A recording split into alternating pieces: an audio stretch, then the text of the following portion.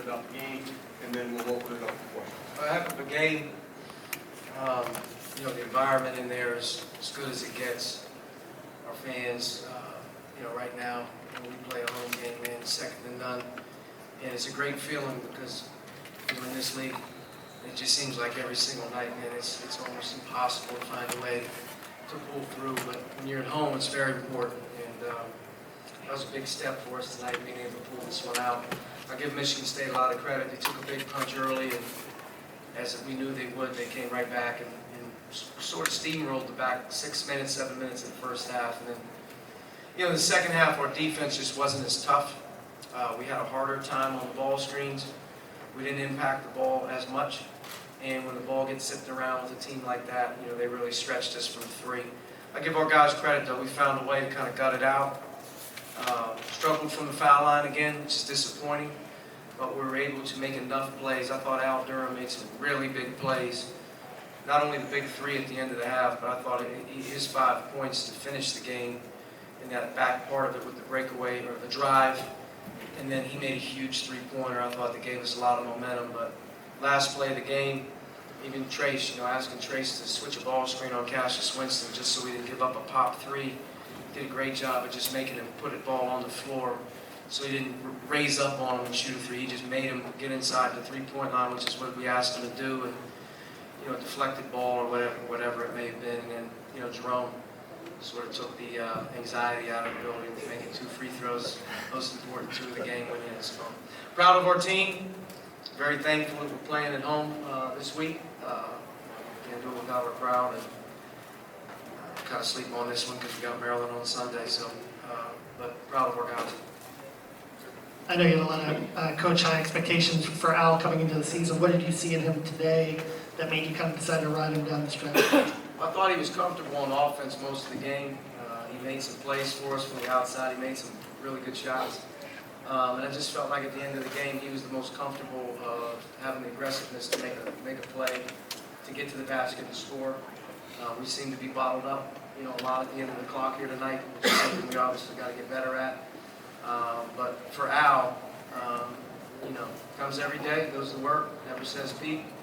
And to see a guy get rewarded with a couple go down like he had, is always rewarding.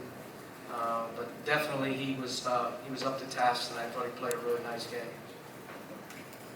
I asked Al this, but the more experienced guys went through a lot of tough, close losses last year, and obviously you guys had some injuries and things like that too. But do you see maybe some carryover of those experiences on a night like tonight, especially when Michigan State's giving you that big push early in the second half to not just kind of fall apart, but to understand how to dig in and push back? We have a good camaraderie as a team. We have good leadership right now, and we have some poise that in tough spots, we can come back and hang in there. Obviously, we're not perfect by any stretch of this imagination, but I think our team believes that if we do what we need to do, if we play hard, we compete, we can beat anybody.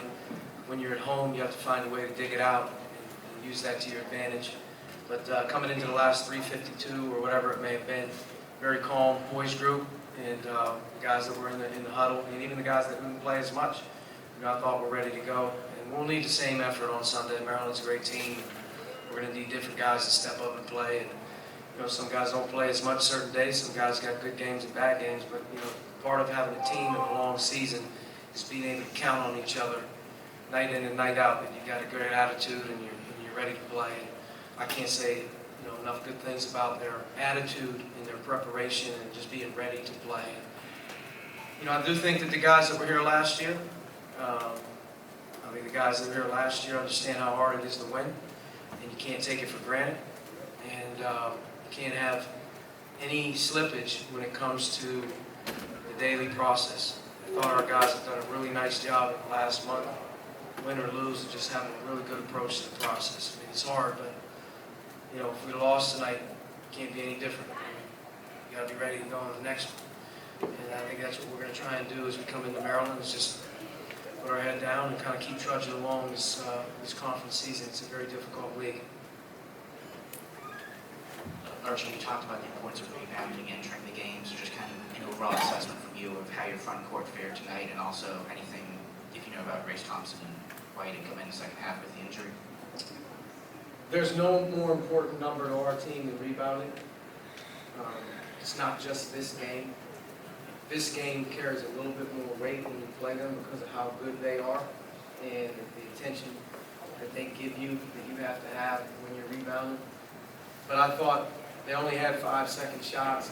Any part of it was they were getting back, I don't know. But I thought our guys rebounded the ball really well for most of the game. We had very few long ones or hustle plays that we didn't get. Maybe the start of the second half was one flurry that we didn't do a good job. But for the most part, we rebounded the ball pretty well. Joey's second shot late in the game, I think he caught one, it was an air ball, and he flipped it in. Big plays you're going to make. So being able to give that type of effort on the glass is huge. But it's been huge for this team all year. This team has to rebound with our size and for us to be successful with how we have to play, with who we have and what we're doing. Rebounding is essential. So that's that point. And then obviously I thought Race Thompson was unbelievably good in the game. He played his tail off on both ends of the floor. His best game as a collegiate player. On the lob pass or whatever it was on the 50-50, landed on his lower back at some level, and it locked up and stiffened up on him to the point where he had a really hard time sort of moving around. I don't think it's anything serious, but to say he's going to be sore here for a few days is probably the case. Whether he's available or not Sunday, I don't know. But what I'm hopeful is this isn't something that's, hopefully it's more day-to-day. You mentioned at the beginning about Trace getting switched up on Cassius there. I guess first off, what goes into the decision to decide to switch everything there? And basically, what did Three beat you. Three beat you. And to be able to switch all ball screens is you take away hopefully the pick and pop. And we gave up some pick and pops in the game, just basically trying to keep the ball out of Cassius' hands and make some other guys make some plays. And they did that through the course of the game, especially in the second half. But the last play of the game with 9 seconds, you don't want to give up an easy pick and pop, so we switched it.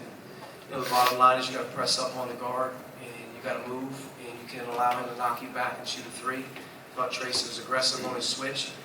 Good ball handler is going to attack you, and he did. Once he got inside the three-point line at that point, make a hard play, and hopefully there's no 50-50 foul call, and there's no and one. But if they were going to tie it up, that's fine, but we don't want to give up a pick and pop or a ball screen three-point shot. So what impressed you was what he was able to do there? Yes, for a big guy. yes. He can really move.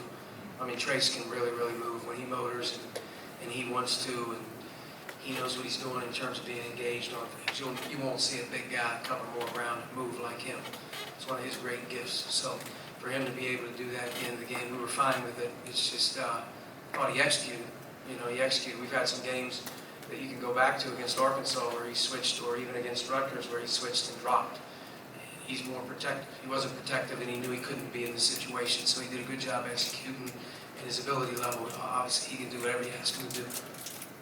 Coach, they were able to force you guys into a lot of late shot clocks there, especially in the second half. Yeah. But to your guys' credit, you didn't shoot a lot of threes. You didn't really turn it over. Do you feel like your guys were composed there in the half court? yeah, I think so. We didn't do a good job with the play after the play. When plays broke down or our break didn't work, we got really stagnant and standing around. We didn't move the ball, and we didn't cut or screen enough off the ball, and that bogged us down. But we didn't jack shots, and I thought when guys did put the ball down, they were aggressive and at least get to the basket. We had hopefully some assist-type plays and passes that were good. But the late shot clock stuff, kind of happens, in this league. When you're playing, teams just don't let you score, first time. I think early in the game, we were cooking pretty good. We were in transition a lot. When we were in the half court, they're either going under or they're baiting you, not baiting you, but they're throwing all their marbles and keeping it out of the post.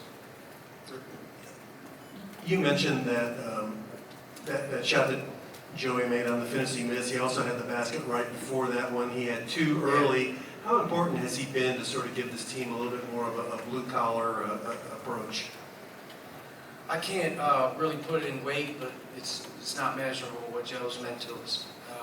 His everyday approach is something to, as a coach, you marvel at the work ethic, and there's no fake work ethic. He's at it every day.